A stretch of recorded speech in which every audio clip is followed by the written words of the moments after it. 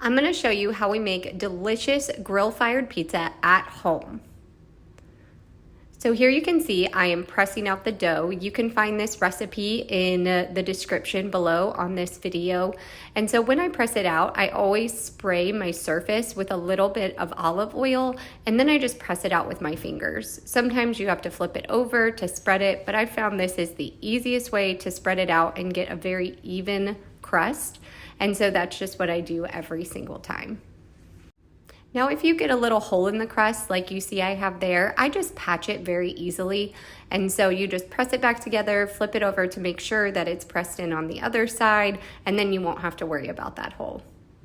Then what I do is I always sprinkle my pizza paddle with cornmeal. I don't use flour because it's always so powdery and it seems not to be as good for not having the pizza stick. So I love using cornmeal. And then what I do after I set it out is I see if the pizza will shift at all. If it's sticking in any spots, I just sprinkle a little bit more cornmeal in those spots just to make the pizza very easily slide off the paddle. Next, we add our sauce, and so I just scoop this on and spread it out very easily.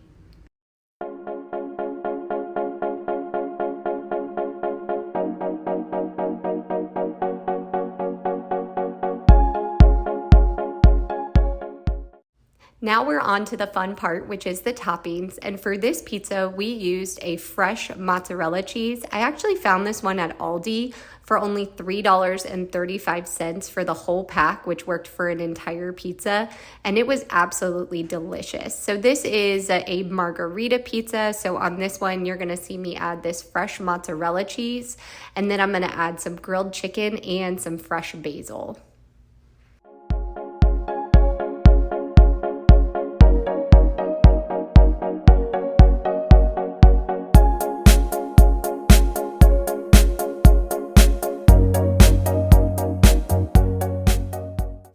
A little secret I have for making pizza night a little bit easier is I grill up extra chicken a night or two before when we have chicken for dinner, and then I just save it for pizza. I chop it up in small pieces, and then we always have just a very delicious grilled chicken pizza.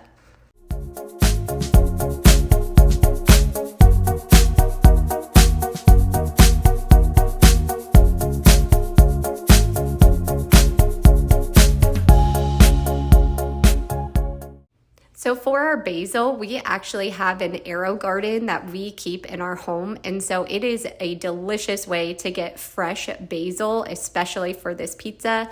And then I just chop it up into thin ribbons and sprinkle it on top. And honestly, it is just so delicious. There is such a difference that fresh herbs make for any recipe.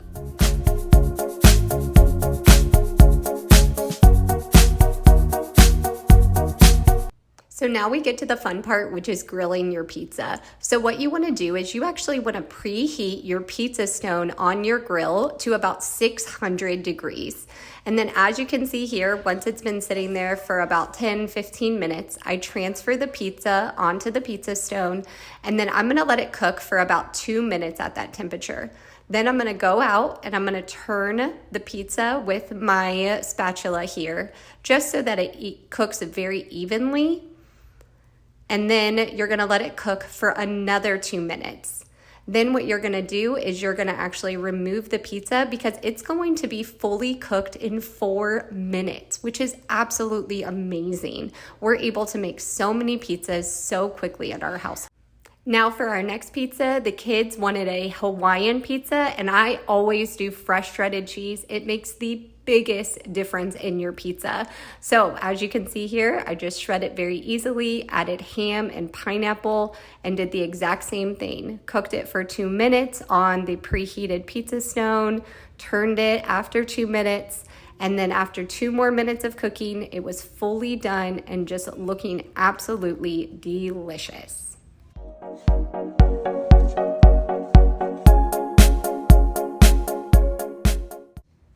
And here you have it, 3 absolutely amazing, delicious pizza to make for such a fun dinner. We actually do this for pizza and movie night with our family, and so the kids look forward to it every single week, and it is such a blast.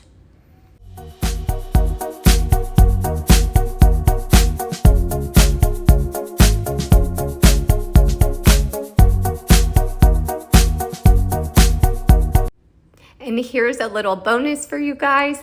These are actually such a fun treat that we made for movie night. We made chocolate lollipops. So I got these molds for lollipops on Amazon. You can find them linked in the description below. And they just made for such a fun treat. We just melted some white chocolate with sprinkles mixed in. And then we actually dyed some of the chocolate blue to make blue ones as well. And then we just let them sit for a little while in the fridge, and it made for such a fun, quick, and delicious treat. I cannot recommend it enough as just a fun, easy thing to do for your kids and just to make a fun, memorable treat for them to make with you.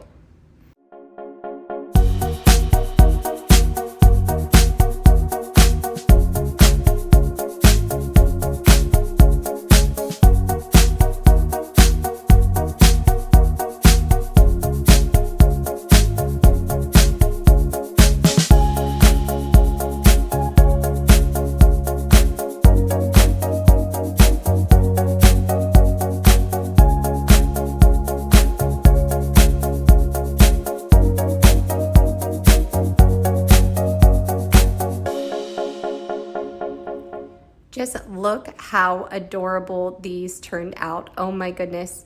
They are so fun. They were such a fun activity to do with the kids. I love this little heart one. It is just completely adorable, and they keep great in the freezer and make for a fun way to store a fun treat that you all can enjoy anytime.